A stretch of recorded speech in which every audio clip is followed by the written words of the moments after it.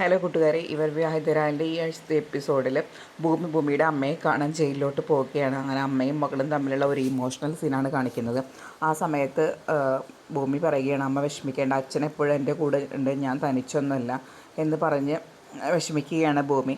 അപ്പോൾ അതേസമയം അമ്മ അവളോട് ഒരു കാര്യം വെളിപ്പെടുത്തുകയാണ്. അതായത്, മോളെ, നമ്മുടെ ജീവിതത്തിൽ അച്ഛൻ എന്നോട് പറയാത്ത ഒരു കാര്യമുണ്ട്, അത് തീർച്ചയായും അതിന് സമയമാകുമ്പോൾ നീ അറിയും എന്ന് പറഞ്ഞിരിക്കുകയാണ്. അതേപോലെ തന്നെ ഭൂമി അജയനെ കാണാൻ വേണ്ടിയിട്ട് പോലീസ് സ്റ്റേഷനിൽ പോകുന്നുണ്ട്. എന്നിട്ട് അവൾ കേസിൻ്റെ ഭാഗമായിട്ട് അവൾ നടത്തിയ അന്വേഷണങ്ങളും വിവരങ്ങളും എല്ലാം അജയൻ്റെ അടുത്ത് പറയുകയാണ്. അപ്പോൾ അജയനാണെങ്കിൽ അതൊന്നും ഇഷ്ടപ്പെടുന്നില്ല.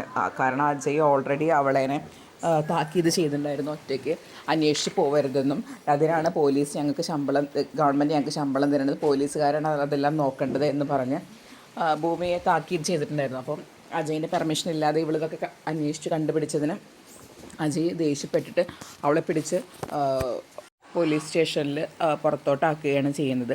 അപ്പോൾ അതേസമയം പോലീസ് സ്റ്റേഷൻ്റെ പുറത്ത് അവൻ്റെ ഫ്രണ്ട്, അതായത് അജയിൻ്റെ ഫ്രണ്ട് ആൽഫ്രഡ് ഉണ്ടായിരുന്നു.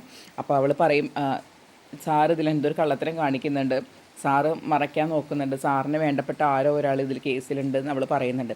ഇതേസമയം നമ്മുടെ ഭവാനി ആ വീട്ടിൽ നിന്ന് മാറി ഒരു വാടക വീട് പോലത്തെ ഒരു ചെറ്റക്കുടിൽ പോലത്തെ അങ്ങനത്തെ ഒരു വീട്ടിലാണ് താമസിക്കുന്നത്. കാരണം ഇവർക്ക് എല്ലാവർക്കും ഭവാനിയോട് സിമ്പതി തോന്നണമല്ലോ. അപ്പോൾ അതേ സമയത്താണ് സൗഭാഗ്യപുരത്തുനിന്ന് ആൾക്കാർ ഭവാനി അന്വേഷിച്ച് വീട്ടിലോട്ട് വരുന്നത്. അപ്പോൾ ഭവാനി ഇങ്ങനെ ആലോചിക്കണം, എന്തിനാണ് ഇപ്പോൾ ഇവർ വരുന്നത്, ഇവർ വല്ല സത്യം അറിഞ്ഞിട്ടുണ്ടാവോ എന്നൊക്കെയാണ് അടുത്ത ആഴ്ചത്തെ എപ്പിസോഡിൽ കാണിക്കുന്നത്.